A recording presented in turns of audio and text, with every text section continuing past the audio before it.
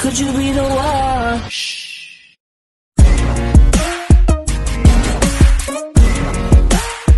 Good, good.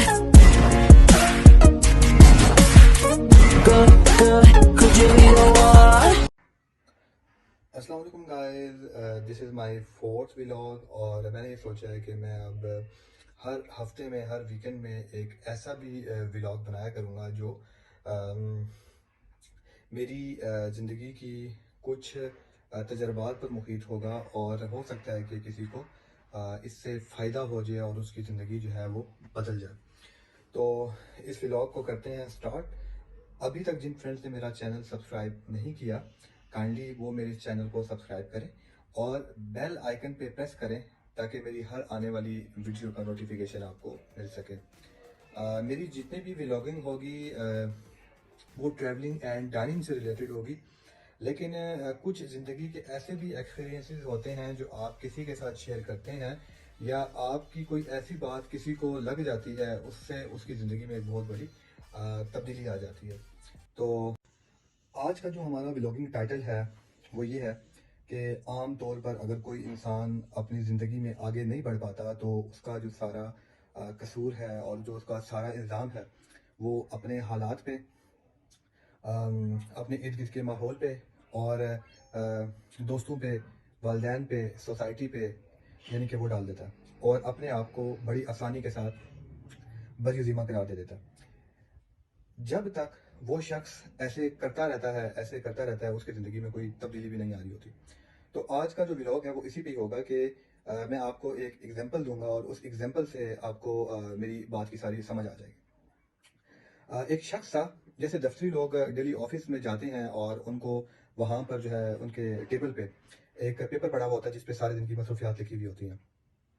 तो जब वो ऑफिस में जाता है, अपने टेबल पे देखता है, तो उसके टेबल के ऊपर एक पेपर पड़ा हुआ होता है जिसके ऊपर लिखा हुआ होता है कि आखिरी 10 साल से जिस शख्स की वजह से तुम्हारी प्रमोशन नहीं हो पाई, आज उसका इंतकाल हो गया।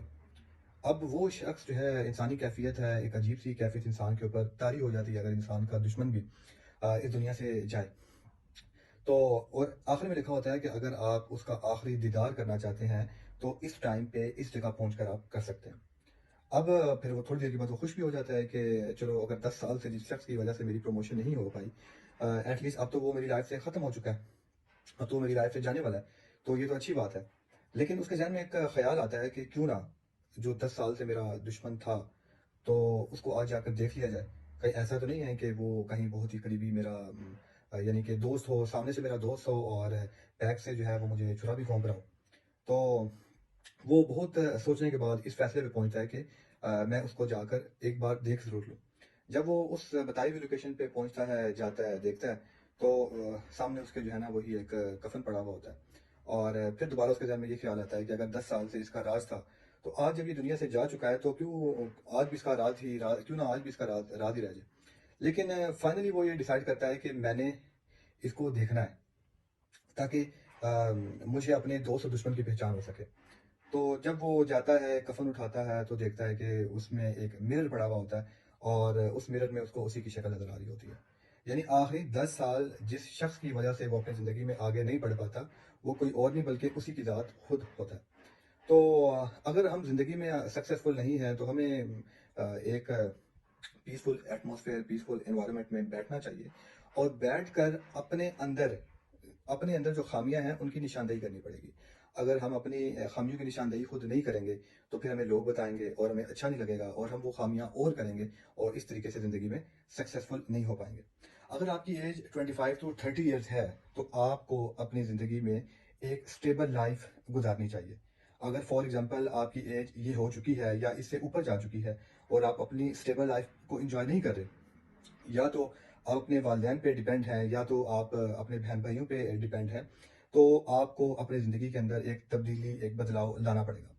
अगर आप ये तब्दीली और बदलाव आज फैसला करके अपने अंदर नहीं ला पाएंगे तो शायद फिर बहुत देर हो जाएगी।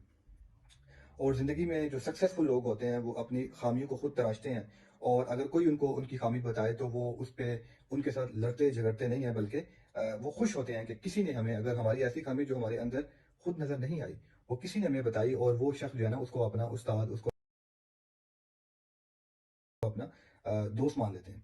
لیکن جو کم طرف اور زیادہ ایجوکیٹڈ لوگ نہیں ہوتے، اگر آپ ان کو ان کی خامی کو بتا کر تو دیکھیں نا،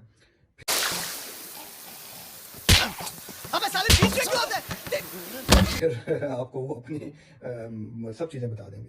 تو زندگی میں اگر آپ سکسیزفل ہونا چاہتے ہیں اور اسٹیبل لائف کی طرف جانا چاہتے ہیں تو آپ کو اپنے اندر تبدیلیاں لانی پڑیں گی، بڑا سوچنا پڑے گا.